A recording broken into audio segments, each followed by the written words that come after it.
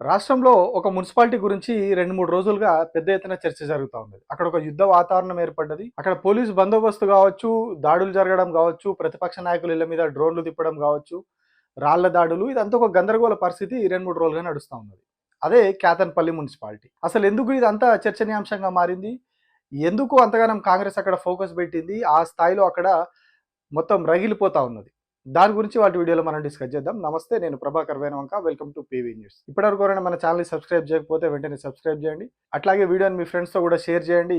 మీ అభిప్రాయాన్ని లైక్ రూపంలో, కామెంట్ రూపంలో తప్పకుండా తెలియజేయండి. ఇక విషయంలోకి వద్దాం. కేతన్పల్లి మున్సిపాలిటీ ఇప్పుడు కంప్లీట్గా ఒక హాట్ టాపిక్ అయింది ఇది రాష్ట్రం అంతటా కూడా. ఆ మున్సిపల్ పీఠాన్ని దక్కించుకోవడానికి ఓవైపు అధికార పక్షం, ఇంకొక వైపు ప్రతిపక్షము తీవ్రంగా ప్రయత్నిస్తూ ఉన్నాయి. ఇక్కడ అధికార పక్షం ప్రయత్నిస్తుంది అనే కంటే కూడా లాక్కోవడానికి చూస్తుంది అని చెప్పాలి మనం. టోటల్ 22 వార్డులు ఉంటే ప్రతిపక్షానికి 14 వార్డులు వచ్చినాయి. అంటే సో కేతన్పల్లిలో ఇప్పటికిప్పుడు ఎన్నిక నిర్వహిస్తే, మున్సిపల్ చైర్మన్ ఎన్నిక నిర్వహిస్తే ప్రతిపక్షాలకు పోతుంది. అది వీళ్ళు ఎక్స్-అఫీషియో ఓట్లు ఉన్నప్పటికీ కూడా వాళ్ళకి బలం ఎక్కువ ఉన్నది కాబట్టి అటు పోతుంది. కాకపోతే వీళ్ళేం పట్టుబట్టిరు, మాకే రావాలి, కాంగ్రెస్ పార్టీ జేబులో వేసుకోవాలి దాన్ని అని చెప్పి చూస్తూ ఉన్నారు. దానికోసం ఈ కథ అంతా నడుస్తూ ఉన్నది. వాస్తవానికి అక్కడ సిపిఐ ఉన్నది. సిపిఐ, బీఆర్ఎస్ రెండు కలిపి పోటీ చేసినాయి అక్కడ. సో మరి రాష్ట్ర లెవెల్కి వచ్చేసరికి సిపిఐ అనేది కాంగ్రెస్ పార్టీతో పొత్తులో ఉన్నది. అయినా కూడా అక్కడ ఏదైతే సింగరేణి, కుంభకోణం ఇవన్నీ జరుగుతూ ఉన్నాయి ఈ మధ్య కాలంలో, వాటికి వ్యతిరేకంగా వాళ్ళు అక్కడ బీఆర్ఎస్తో జతగట్టిరు. అక్కడ కేతన్పల్లి మున్సిపాలిటీలో ఇద్దరు కలిసి పోటీ చేసారు. సో ఇప్పుడు వాళ్ళిద్దరు కలిసి ఆ మున్సిపాలిటీ పీఠం మీద కూర్చోవాలి. కానీ ఇక్కడ ఏం చేసిరు వీళ్ళు? లేదు, అక్కడ కూర్చొనియొద్దు, ప్రతిపక్షాన్ని అక్కడికి రానియొద్దు, దాన్ని మేమే కైవసం చేసుకోవాలని చెప్పి ఒక 3-4 రోజుల నుంచి హైడ్రామా అంతా నడుస్తూ ఉన్నది. ప్రతిపక్షాలకు సంబంధించిన అభ్యర్థులను ఎత్తుకొచ్చిరని, కిడ్నాపులు చేశారని కొన్ని కేసులు పెట్టియడం, అంటే కుటుంబ సభ్యుల దగ్గరికి పోయి బెదిరించి వాళ్ళతో కేసులు పెట్టిస్తూ ఉన్నారు. ఎవరైతే ప్రతిపక్ష సభ్యులు ఉన్నారో వాళ్ళందరినీ వీళ్ళు క్యాంపులో పెట్టిరు. బాల్కసుమన్ వాళ్ళ వెంటే ఉన్నాడు. సో ఏం చేస్తూ ఉన్నారు, అధికార పార్టీ వాళ్ళు వెళ్ళి ఆ సభ్యులు, ప్రతిపక్షానికి సంబంధించిన సభ్యుల కుటుంబాలకు వెళ్ళి వాళ్ళతోటి బెదిరించి వాళ్ళతోటి కేసులు పెట్టిస్తూ ఉన్నారని చెప్పేసి బీఆర్ఎస్ పార్టీ ఆరోపిస్తూ ఉన్నారు. అటువైపు నుండి రాళ్లు విసిరింది కాంగ్రెస్ వాళ్ళు. రాళ్లు విసరడమే కాకుండా మా మూలరాజిరెడ్డి గారు జడిపి మాజీ వైస్ చైర్మన్ కారు ధ్వంసం చేశారు. నేను మీ టీవీలలో వివేక్ కాన్వాయ్లోని కారు ధ్వంసం, అది వివేక్ కాన్వాయ్ కారు కాదు, మా మూలరాజిరెడ్డి గారి కారు ధ్వంసమైంది. కానీ తీరా చూస్తే కేసులు ఎవరి మీద అయినాయి? బాల్కసుమన్ మీద, బీఆర్ఎస్ పార్టీ కార్యకర్తల మీద, మా నాయకుల మీద. కొట్టింది పోలీసు వాళ్ళు మమ్మల్ని, మా మీద రాళ్ళేసింది కాంగ్రెస్ వాళ్ళు. కేతన్పల్లి మున్సిపాలిటీలో 22 వార్డులకు కానీ 14 వార్డులు మాకు ప్రజలు గెలిపించి మాకు అవకాశం ఇస్తే ఇక్కడి ప్రజా తీర్పును మీరు ఎందుకు తుంగలో దొక్కుతున్నారు? ఎందుకు పట్టపగలే ప్రజాస్వామ్యాన్ని హత్య చేసే ప్రయత్నం చేస్తున్నారు?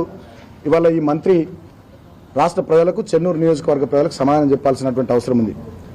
ఇప్పుడు కొత్త కథ వినిపిస్తూ ఉంది ప్రొద్దు నుంచి. స్వయంగా కలెక్టర్ కుమార్ దీపక్ అనేటోడు, అదేవిధంగా ఈ మున్సిపల్ కమిషనర్, ఎంఆర్ఓ వీళ్ళు మా అభ్యర్థుల, మా కౌన్సిలర్ల బంధువులకు, వాళ్ళకు వీళ్ళకు ఫోన్లు కొట్టి మీ ఇండ్లు కూల్చేస్తారు, మీ ప్లాట్లు గుంజుకుంటారు, మీరు రామకృష్ణాపూర్లో తిరగలేరు, మీకు ఇబ్బందులు అవుతాయి అని చెప్పి ఈ రకంగా బెదిరించే కార్యక్రమానికి మళ్ళా తెరలేపిరు.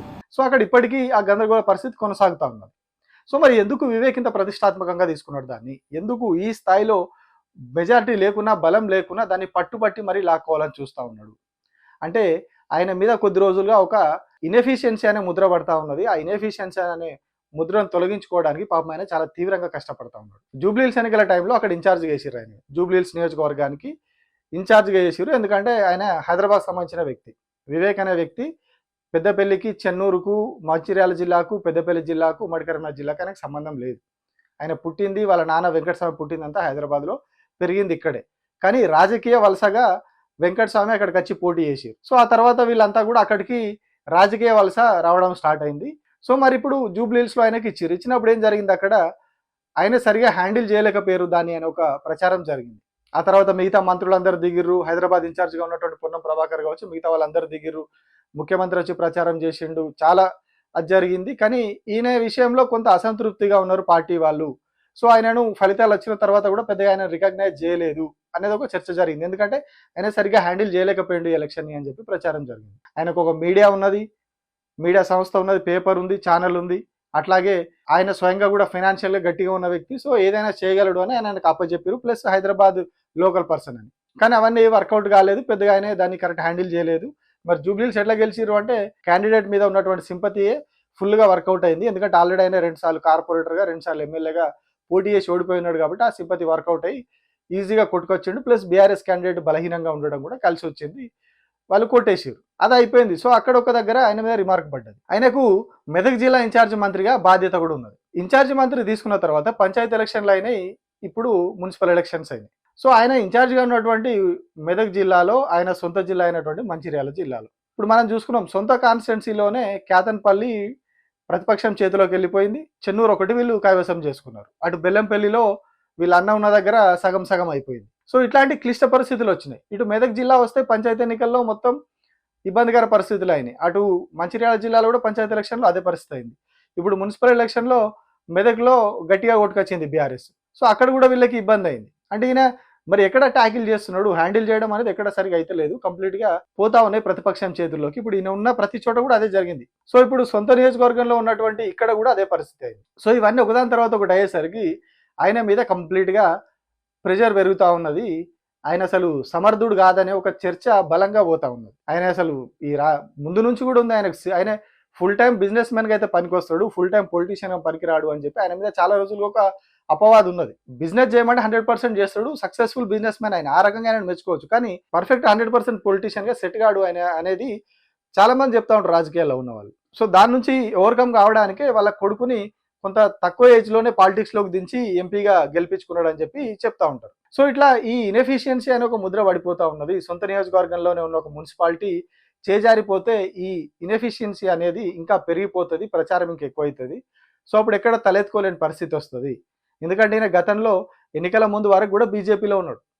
సరిగ్గా ఎన్నికల కొద్ది రోజుల ముందు కాంగ్రెస్లో చేరి చెన్నూరు నుంచి టికెట్ తెచ్చుకున్నాడు. ఆ తర్వాత వాళ్ళ అన్నకి బెల్లంపల్లి టికెట్ ఇప్పించుకున్నాడు. ఇక్కడ పెద్దపల్లి నుంచి వాళ్ళ కొడుకు ఎంపీ టికెట్ ఇప్పించుకున్నారు. సో దానివల్ల ఈయనకు మరి మీరు అంత ప్రాధాన్యత ఇచ్చి పదవులు ఇచ్చినప్పుడు మరి ఆయన పనితనం ఏందనేది కూడా అక్కడ ఉన్న వాళ్ళు ప్రశ్నిస్తూ ఉంటారు. మంత్రి పదవి విషయంలో కూడా చాలా గందరగోళం జరిగింది. ప్రేమ్ సాగర్ రావు మంత్రి పదవి కావాలని చాలా ప్రయత్నాలు చేస్తే ఆయనను పక్కన పెట్టేసి వివేక్ ఇచ్చారు. సో ఇంత ప్రయారిటీ ఇచ్చుకుంటూ వచ్చినప్పుడు మరి ఆయన పర్ఫార్మెన్స్ పార్టీకి ఆయన చేసేది కూడా ఉండాలి కదా అదే స్థాయిలో. మరి ఆ స్థాయిలో కాంట్రిబ్యూషన్ ఉండట్లేదు అనే ఒక ప్రచారం కూడా ఇంటర్నల్గా జరుగుతూ ఉంది. సో మరి ఇవన్నిటి నుంచి ఓవర్కమ్ కావాలంటే ఏం చేయాలి? సొంత నియోజకవర్గంలో ఉన్న ఒక్క మున్సిపాలిటీని అయినా గుంజుకు రావాలి, ఎటు చేసి గుంజుకు రావాలి దాన్ని.